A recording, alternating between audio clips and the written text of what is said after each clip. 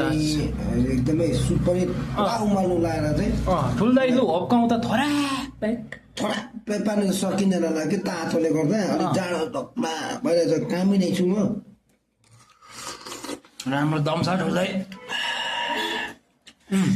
आएन त पहिला जस्तो त ठुल्दाइ तपाईँको त होइन तातो छ नि त आउँदैछ है अलिक आयो है आउँदैछ आउँदैछ होइन यो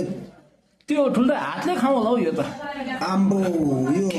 हातले खाने कार्यक्रम गर्नु हुँदैन कि फेरि अहिले हातले खायो भने त भाग्नु पर्ला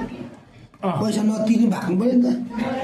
त्यस्तो अवस्थामा यस्तो बटारेर दिनुहोस् ठुल्दाइ बटारेर यो नि पलाउनुहोस् ठुल्दाइ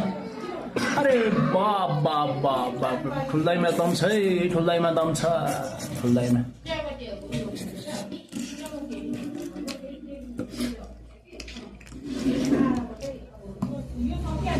लु ठुल्दाइ लु लाउनुहोस् ठुल्दाइ तपाईँ नै हुनुहुन्छ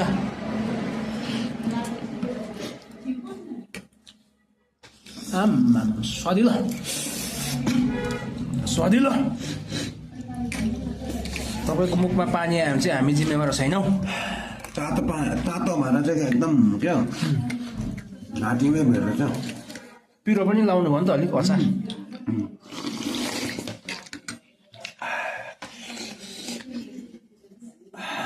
हेर ठुल्दाइको कस्तो बनेछ ठुल्दाइ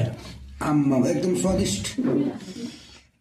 लास्ट हालिदिनुहोस् घाँस कप 120 रुपियाँ मात्रै हो यसको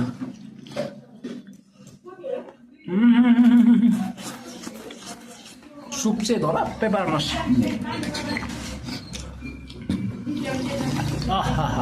बहुत बहुत धन्यवाद ठुल्दाइ